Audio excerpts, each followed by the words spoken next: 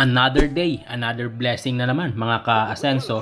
Ito po ay repeated order naman po ng aming customers sa Tigbawan, Iloilo. Part po ito ng 1st District ng Iloilo.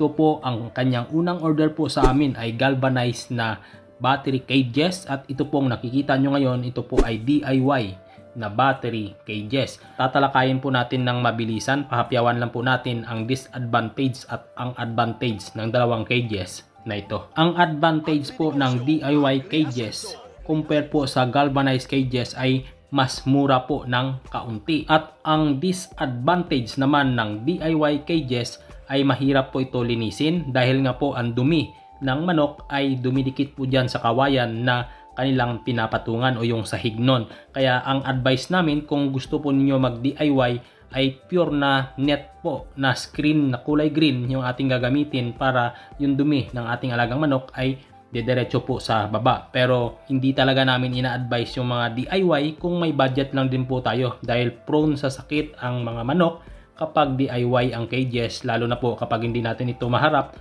na linisin araw-araw. Magkakaroon po ito ng coccidosis, malaria at ammonia. Pero sa hiwalay po na video, tatalakayin po natin ang topic na ito para mas ma-explain ko po ng mas malinaw sa inyo.